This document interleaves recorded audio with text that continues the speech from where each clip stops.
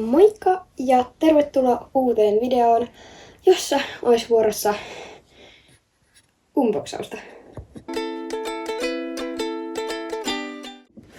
Ja pahoittelut, jos mun ääni kuulostaa oudolta tässä videolla, koska mä kuvaan tämän videon niinku puolikasilta, niin yrittäkää kestää.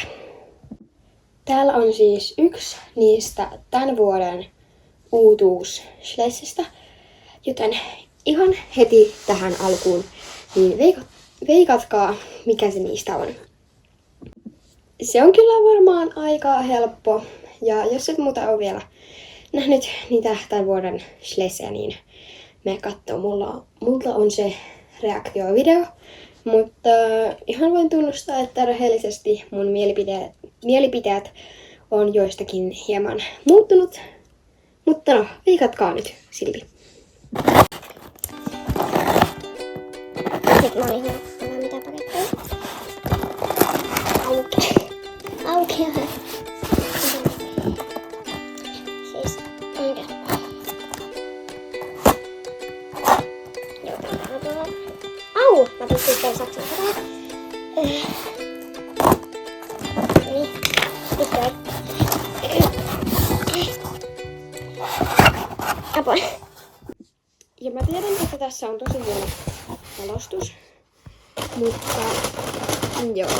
Mä aika ite katson, mitä täällä on. Apua. Näin. Ja voitais ekana ottaa täältä tämä. Eli varusteet. Ja nämä on tämmöset valensiniset.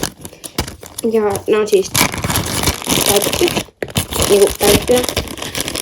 Ostettu. Tai silleen. Mutta joo. Nämä on mun mielestä ihan super hienot. Jo hyvässä kunnossa. Eli täällä on tämä poni. Ja tässä onkin mä tilasin tämän poninkin. Tämä on konnivännämä. Ja sitten otetaan tämä. Tässä olisi eli muovilähdö.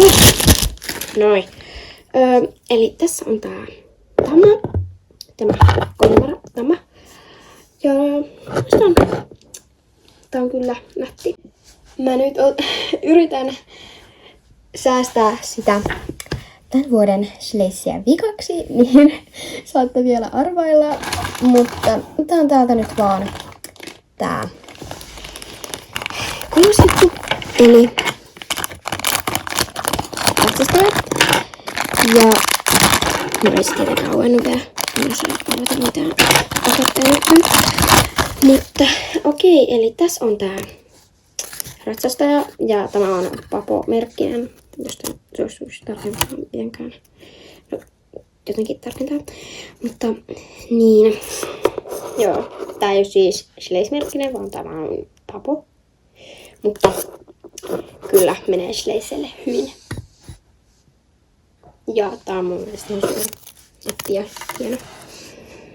Okei, mä en siis ihan hirveän paljon kamaa tällä kertaa tilannut, koska en halunnut tuhlata kaikkia rahojani. Nyt anyway, kuitenkin tää viimeinen. Ja saatte nyt viimeiset arvaukset heittää, koska tässä se tulee.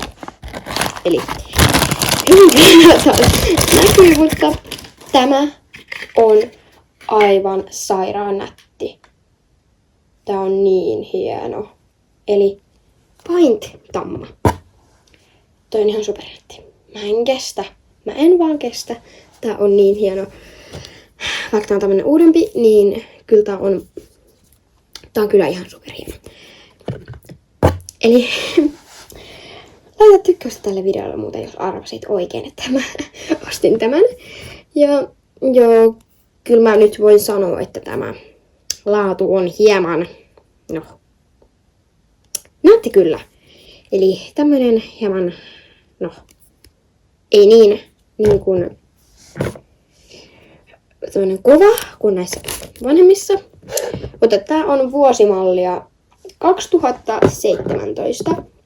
Mutta yleensä näissä Schleissien, niinku, mikä täällä mahan alla lukee, tämä vuosiluku, niin siis se on sitten siitä seuraavana vuonna tullut myyntiin, koska tämäkin on niinku tämän vuoden Schleisse, mutta täällä lukee 2024 tai no 24, mutta kuitenkin. Eli nyt otetaan tämä. Niin täällähän nämä jalat siis.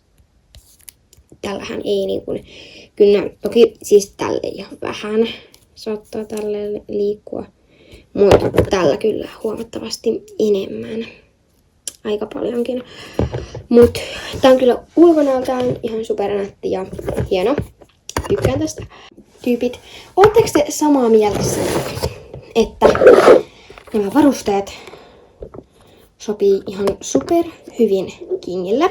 Koska jos otetaan tuo satula, tuohon mä en nyt jaksa laittaa mitään satulavyötä kiinni. Mut siis kun kingin huitaja on Nella, niin siis ette voi väittää, että niinku tämä ei olisi hyvä yhdistelmä. Ette voi. Ja terveiset kinkultakin. Eli voitais nyt pikaisesti vielä tähän loppuun käydä läpi nämä kaikki ostokset. Tää on Tamma. Ratsastaja. Papomerkkinen muuten. Käytetyt varusteet. Sekä sitten tämä tämän vuoden Paint Tamma. Okei, mulla ei ole enää mitään muuta kuin että kiitos kun sä katsoit ja me nähdään sitten seuraavissa videoissa. Eli bye bye!